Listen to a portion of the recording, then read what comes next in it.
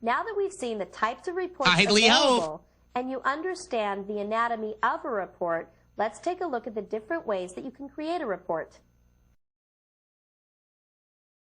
I'm going to begin by closing the Products by Category report. If I select Reports in the list of objects, I can create a report in Design View or create a report using a wizard. Those are the most common ways that you would want to create a report. If instead I click the New button in the database window, I can see all the different ways that I can create a report. I can create a report in Design View or using the Report Wizard, as you just saw we could do with the shortcuts. There's also two types of auto reports I can create, columnar and tabular.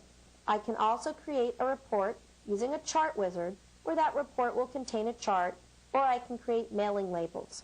Regardless of which one I choose, I'm going to want to select a table or query upon which that report will be based. I'm going to go ahead and click Cancel. Now, although when it comes to forms, I almost always create them in Design View, with reports, I almost always create reports using wizards. Let me show you why. I'm going to double-click to say that I want to create a report in Design View. And then what I'm going to do is double-click to bring up the properties of the report. Just as with a form, I'm going to select the record source, and I'm going to designate that the record source is customers.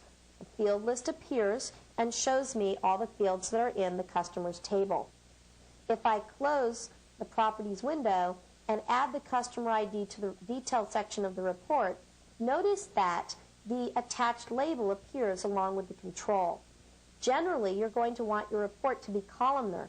So what this would involve is selecting the customer ID, cutting it, and pasting it in the page header. Then you would move the customer ID control over, and you'd proceed on doing the same thing for the company name, taking the label, cutting it, pasting it up in the page header, moving it around, and you do the same thing for any other fields. I'm going to do one more field, cutting it, pasting it, moving it around. And then what I would want to do is collapse the detail section. Just to show you what this looks like, I'm going to run or preview the report by clicking View on the toolbar. And notice that we can see our report. Now, not that this was a terribly large deal, but I find that using the Report Wizard saves me a lot of time. I'm going to go back into Design View, and I'm going to hit F11 to invoke the database window and make it active, and this time we're going to create a report using a wizard. I'm going to double-click Create Report using a wizard, and the wizard launches. Let's create a similar report, and this report is also going to be based on the customer's table, but we're going to use the wizard. We're going to grab the customer ID, company name, contact name, and title, and we're going to grab the city. I'm also going to grab the country. I'm going to click Next, and I can add grouping levels to my report using the wizard. For right now, I'm not going to add any grouping levels. I'm just going to click Next. I can sort my data in whatever order I like. I'm going to sort it by company name, and I'm going to click Next. This report is going to be tabular, and I'm going to go into landscape mode. Clicking Next, I can select a look, bold, casual, or so forth. I'm going to go with casual and click Next. The title for my report is going to become not only the title, but it's also going to become the name. So I'm going to call it RPT Customers and go ahead and preview it and click Finish. And here we can see the report that we built.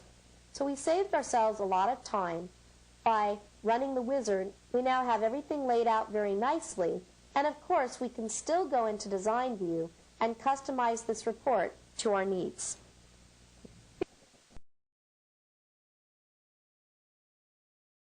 Before we proceed with the other topics, it's important that you become familiar with the various parts of the Report Design window. The Report Design window has two toolbars that are associated with it, the Standard toolbar as well as the Formatting toolbar. If you select an object on the report, you can change the font size, you can bold, italicize, and underline. You can change the alignment of the text within the control, the background color, the foreground color, the border color, and the border style, just as you could with forms. Furthermore, you can use the standard toolbar to perform many tasks. One of the tasks would be to hide or display the field list. You can also hide or display the toolbox. This control does not exist for forms. This is the sorting and grouping tool. We're going to cover sorting and grouping in a little bit, but notice that this tool hides or shows the sorting and grouping window. We also can hide or show the properties window. So you can see that the environment for reports is very, very similar to the environment for forms.